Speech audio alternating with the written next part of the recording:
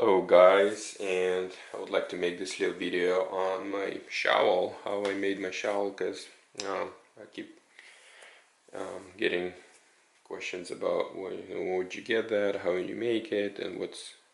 So I just started metal detecting recently, didn't want to invest, $70 or $80 into the high-end shovel, not knowing if I'm gonna continue with this hobby or not. So I've been shopping around, and this summer's been pretty dry, so using a hand little like a small little pick tool, like little hand shovel thing, the soil was too dry for that, so I got myself a couple of blisters really quick. So I started looking for a small profile shovel that will do good for me and not put a blisters on my hand digging the holes. And so I went through different stores, and they had this smaller ones that you see right here.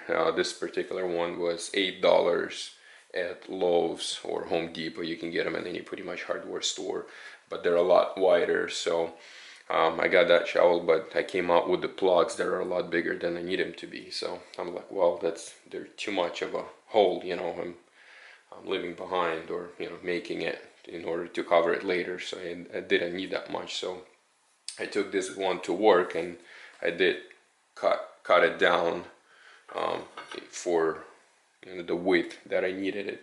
So this is an $8 shovel that I got in hardware store, and it's nice and light. It's pretty good material, so it's pretty nice and stiff. It's not bending or getting all weird on me. So what I did is I took it to work, and I cut sides. I cut about I believe it was an inch on each side that I notched it out, and you can see my markings right here. I left this part right here that I can step on, so it gives me more support, because if you cut all the way down here, then you really get very little space, surface for your stepping on it and pushing through the dry soil.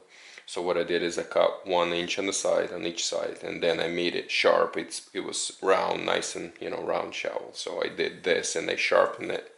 I went and put an edge on that, so it cuts through the soil really nice. As you can see, it has some miles on it, right? Nice and used. So later on, what I did is I put my markings on my depth inches.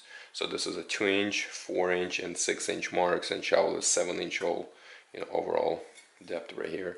So this way, when your target gives me 4 inches, I can go down 4 inches, and it gives me pretty nice depth. And most of the time I'm right on the money, within a just little scratch, and I get my coin. Usually it's in the plug. So my markings, they do wear out, and I do remark them once every 3-4 weeks, a month or so, but they usually last me a couple of weeks before they're starting to fade out. And so that's the shovel. It's nice and light, it's not heavy, it's easy to carry.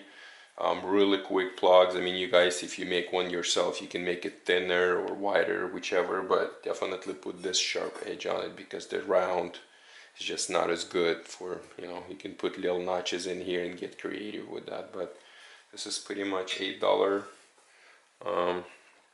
metal detecting shovel that you can build yourself, and it does very well. I mean, I've been doing some good detecting with this, and it's nice to carry around. So there you go, that's my review on that.